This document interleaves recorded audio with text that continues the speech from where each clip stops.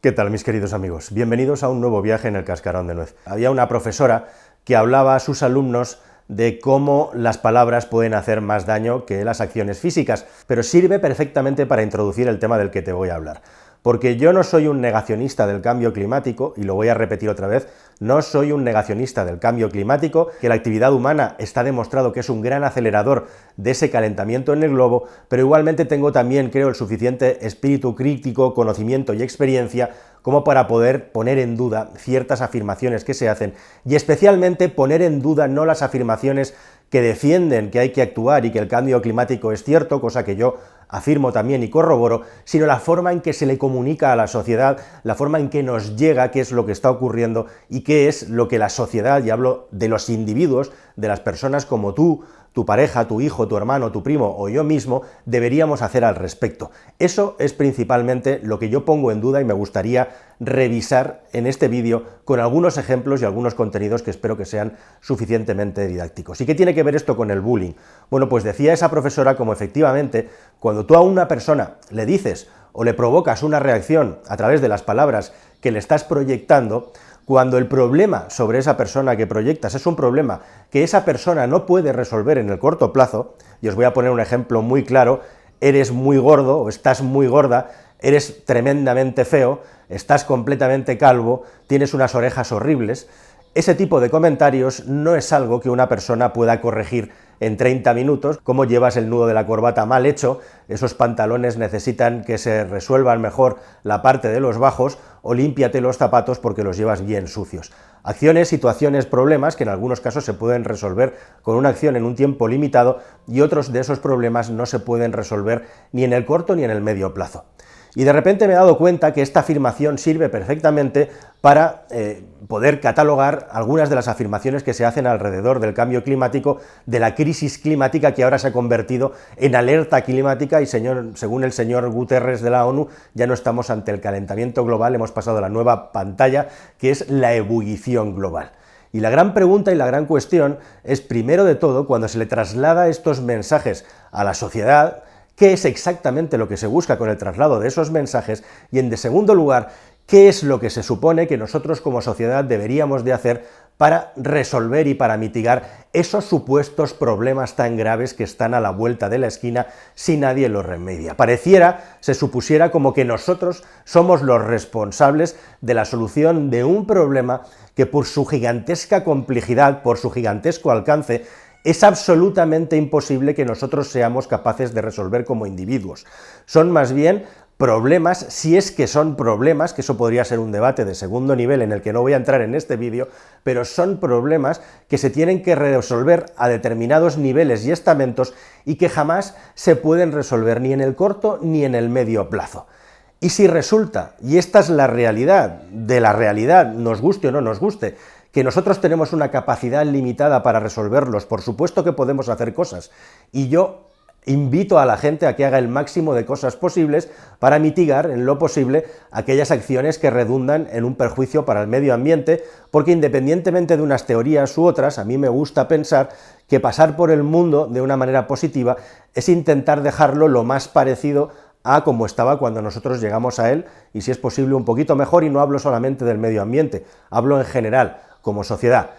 Puesto eso en valor, yo creo que más allá de eso no se le puede pedir más a una sociedad a la que se le ha empujado a otras muchas cosas, y además, en un punto, como digo, hay una segunda variable muy importante, que es que estamos hablando de fenómenos que son gigantescos, que son técnicamente imposibles de alcanzar desde un punto de vista científico completo para encontrar una solución, y que además siempre van hacia el largo plazo. Y el problema del largo plazo, y aquí es donde comienza técnicamente este vídeo, es que los seres humanos somos un absoluto, un radical, un completo y brutal desastre a la hora de predecir cosas que van a pasar dentro de un tiempo. Y para hablar de esto, y para hacerte pensar un poco más, te invito, por favor, y te pido, te ruego que te quedes. Déjame que te cuente una historia que sucedió a finales de los años 70 y de comienzos de los 70, que me viene como anillo al dedo para poder ilustrar esta situación con un ejemplo. Y estamos hablando de la historia de la bomba de la población.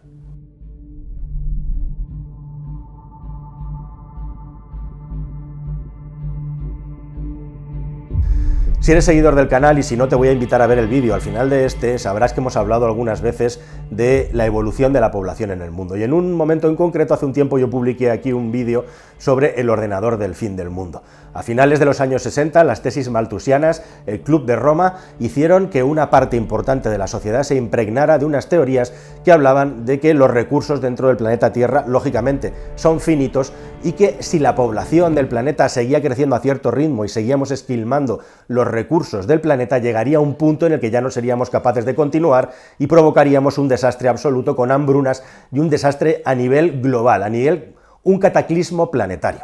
Bueno, hubo científicos, teóricos, que impregnados de esta ideología y de esta cultura, en los años 60, vinculadas a otros movimientos más o menos libertarios, tomaron muy en serio esta idea, y a finales de los años 70 y principios de los 70 se empezó a conformar la idea de que el planeta Tierra estaba sobrehabitado, de que estaban naciendo demasiados niños en nuestro entorno. Y así es en ese contexto donde aparece la obra, el libro de Paul R. Ehrlich, titulado La bomba de la población. La bomba de la población venía a decir que el ser humano se estaba propagando como una plaga por el planeta y que acabaríamos destruyendo y esquilmando la sociedad, directamente todos los recursos, en un momento ya muy preciso, que era aproximadamente en un plazo de 15 años. La palabra, la voz de Ehrlich, se expandió como un virus, y estas teorías acabaron provocando que en muchos lugares del planeta, algunos remotos, se empezaran a tomar medidas radicales contra la natalidad. De hecho, en Estados Unidos de América hubo un movimiento en el que se quería incentivar a las personas, darles dinero por no tener hijos.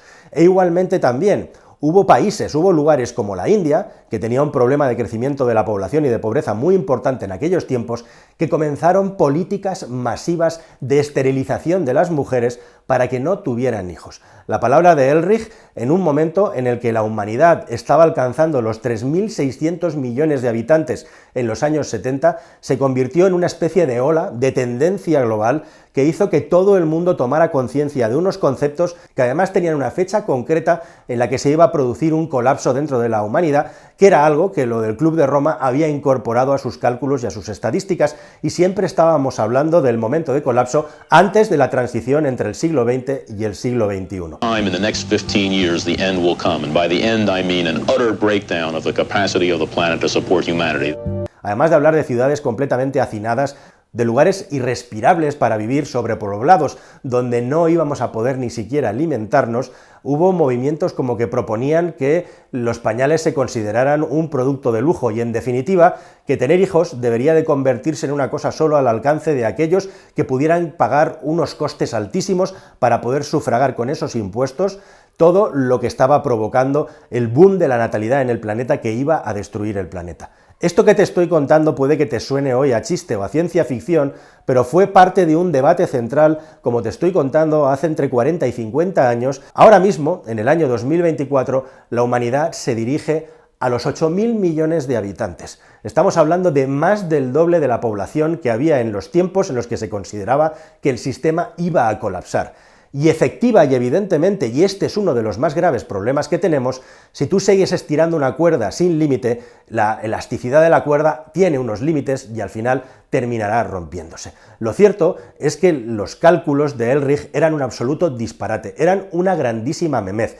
y cometía el error de sesgo de confirmación que cometen una y otra vez muchísimas personas y muchísimos científicos a la hora de enfrentarse a la realidad. Y es, primero de todo, pensar que tienen la capacidad de, mediante la utilización de unos modelos, predecir sistemas con un nivel de complejidad que son absolutamente imposibles de asir con las herramientas técnicas y con el intelecto de las personas que acometen estas tareas de hacer predicciones hacia el largo plazo. Todos se equivocan continuamente, hasta el punto que estamos cansados, hartos de ver predicciones estúpidas, ridículas y lamentables de supuestamente científicos reputados y científicos importantes. Y en segundo lugar, y no menos importante por grave, se menosprecia siempre y nunca se mete en la ecuación la capacidad del ser humano para desarrollar tecnologías y para organizarse de unas maneras inéditas que no están tenidas en cuenta nunca en estos sistemas de cálculo ni en estos sesudos supuestamente estudios científicos. ¿Y qué es lo que ha pasado desde entonces? Bueno, lo que pasó desde entonces en la India precisamente es que hubo una cosa que se llama la Revolución Verde, que provocó que fuera necesario muchas menos personas para trabajar en el campo, gracias a la evolución de la tecnología, a la evolución de la química y a la evolución de la economía, que hizo que muchas personas pudieran abandonar la agricultura para marchar a las ciudades. Y así, con la población de la India emigrando masivamente a las ciudades, cosa que también pasó posteriormente en China, ya no era necesario tener hijos en cantidades de media docena para una cuestión puramente de subsistencia, que esa es otra. Estas personas presumían que las personas que tenían hijos de manera masiva lo hacían por un factor multiplicador como los virus, que había una especie de maldición divina que les obligaba a hacerlo. Estas personas tenían hijos de una manera masiva por una cuestión de subsistencia, y precisamente el hecho de que más hijos prosperaran es precisamente porque gracias a la evolución de la biología medicinal, gracias a la evolución de la tecnología, más personas jóvenes, más bebés, más niños podían salir adelante sin fallecer. Y por eso el boom de la población que acabó provocando aquel crecimiento exponencial en aquellos tiempos. ¿Qué es lo que ha pasado desde entonces? Que la humanidad, gracias a la evolución tecnológica, ha sido capaz de duplicar la población que hay en el planeta, y pasan dos cosas. Primero de todo, que a día de hoy sigue resonando en el ambiente que estamos demasiados seres humanos en el planeta y lo estamos esquilmando. Pero tienes que saber que ese pensamiento que tienes hoy en día, o esas conversaciones, son viejas, ya se tenían hace 50 años, y hoy que tenemos esas mismas conversaciones, somos más del doble de habitantes dentro del planeta Tierra, y te tengo que decir en añadido que en este momento jamás ha habido en la historia de la humanidad menor nivel de pobreza y menor nivel de mortandad infantil a lo largo y ancho del planeta, que no quiere decir que esté bien o que esté mal que haya tantas personas o tan pocas en el planeta, según quien lo mire. Son datos, y estos sí que son datos reales y concluyentes. Nunca jamás hubo tanta esperanza de vida en el planeta, nunca jamás hubo un nivel de pobreza y de mortalidad infantil tan bajos.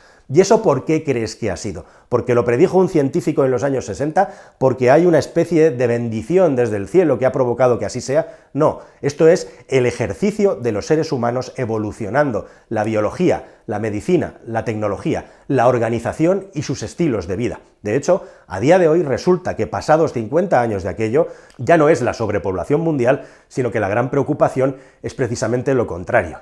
De nuevo, estamos hablando de predicciones hacia el año 2050, donde se supone que la población va a descender, pero ¿quién narices sabe lo que va a pasar de aquí 20 años? No hay ningún modelo que lo pueda predecir. Lo que sí que podemos es mirar hacia atrás, y si miramos hacia atrás, vemos cómo la curva del calentamiento del planeta se acelera a una velocidad increíble desde la revolución industrial, o vemos también cómo la tasa de natalidad en los países más habitados del planeta se reduce drásticamente, porque el estilo de vida de los seres humanos ya no nos obliga a tener tantos hijos como antes, y además tenemos muchas más oportunidades y anhelos y deseos de hacer cosas en la vida antes que procrear. Y eso está provocando que más del 90% de los países del planeta Tierra tengan una vuelta, un giro hacia índices de natalidad cada vez más bajos. Bueno, ya sabréis, y esto me hace muchísima gracia, que hace unos días la Universidad de Copenhague, y luego han salido otros centros de estudios también, han publicado un artículo en Nature, según cual esta corriente de aguas calientes que ayuda a regular una parte muy importante del globo terráqueo en lo que se refiere a su temperatura,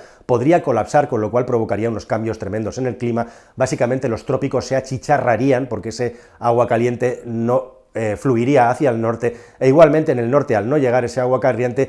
haría un cambio completo en el clima que provocaría que en Europa nos congeláramos directamente. De nuevo estamos hablando de predicciones de que la probabilidad más alta, algunos dicen que esto podría suceder ya en la década de los 30, otros dicen que esto llegará en la década de los 60, hay estudios que dicen que la probabilidad de que suceda es de un 95%. Y de nuevo mi pregunta es, la cuestión es, ¿qué es lo que se supone que debemos hacer los ciudadanos para que esto no suceda? ¿Qué nos quieren contar con esto? ¿Hacia dónde nos quieren llevar y por qué? ¿Qué podemos nosotros hacer humanamente para que esto no suceda? No podemos hacer absolutamente nada, no tenemos ni una hoja de ruta, aparte de la que ya nos van pastoreando en una determinada dirección, pero no para este problema en concreto que ahora nos están presentando. Como tampoco tenemos una hoja de ruta para el problema, por ejemplo, que se está provocando por la eliminación de las emisiones de azufre en los barcos cargueros que circulan por todos los mares del planeta. No sé si sabes que hace unos días salía un estudio en el que resulta que se ha demostrado científicamente que la eliminación del azufre en los gasóleos pesados que utilizan los cargueros ha provocado que las nubes tengan menor capacidad reflectiva, las nubes que se provocan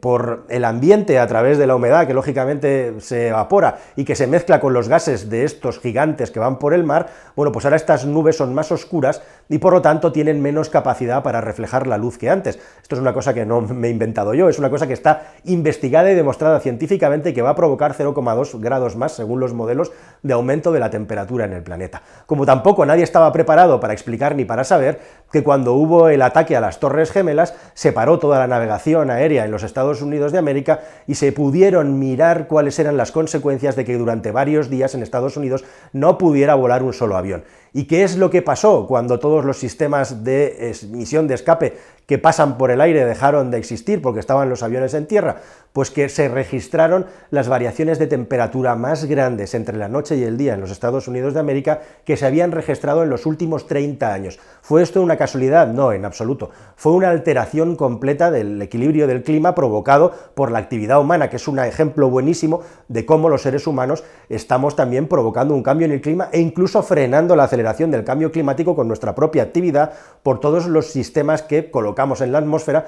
Y mientras tanto, como la profesora que instruye a los niños, lo único que se nos mete en el cuerpo es miedo, lo único que se nos mete en el cuerpo es amenaza, sin que los ciudadanos sepamos qué es lo que hemos hecho para recibir todo este feedback sobre nuestras cabezas, como si no estuviéramos ya lo suficientemente concienciados como sociedad, y si no supiéramos también lo suficiente, que muchos no lo sabemos, que mientras en algunos lugares del planeta sufrimos una presión extrema sobre estos temas, en otros lugares del planeta se aumenta la contaminación en proporciones superiores a las que se reducen en estos páramos, como ha sucedido, por ejemplo, con esta bonita gráfica que te muestro sobre la evolución del consumo de carbón a lo largo de las últimas décadas, en las que, como podéis ver, se compensa sobradamente la reducción por nuestras latitudes con el aumento de la región Asia-Pacífico. Y como decían algunos filósofos y algunos científicos muy interesantes que vengo estudiando y vengo leyendo en los últimos tiempos, esto no se va a resolver con amenazas, no se va a resolver con miedo, no se va a resolver provocando en la gente auténtica paranoia y psicosis, provocando ansiedad en las personas de una manera absolutamente inútil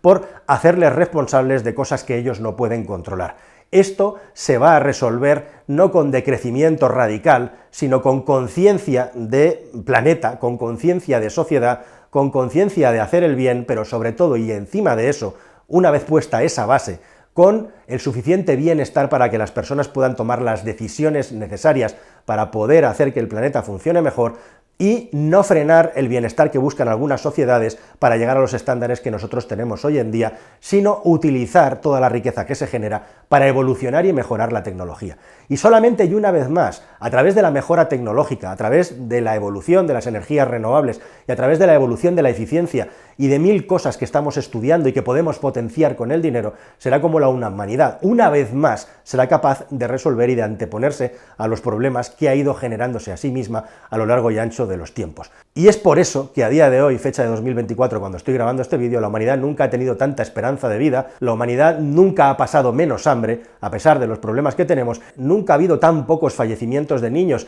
ni ha habido una esperanza de vida infantil tan alta como tenemos en nuestros días, e igualmente también nunca jamás en la historia de la humanidad ha habido tan pocas personas que hayan muerto por catástrofes climáticas o por eventos climáticos extremos, por mucho que nos estén vendiendo lo contrario. Y esto, queridos amigos, no son predicciones o proyecciones que yo esté haciendo alegremente hacia el futuro, son datos medidos de lo que ha pasado desde aquí y hacia el pasado, que es la única evidencia que tenemos real, la única evidencia realista de qué es lo que ha ocurrido y qué es lo que está ocurriendo hasta aquí con el nivel de desarrollo que lleva la humanidad hasta la fecha. Nada más, queridos amigos, espero que la misión esté cumplida y nos vemos aquí en un próximo viaje en el Cascarón de Nuez. Hasta el siguiente, adiós.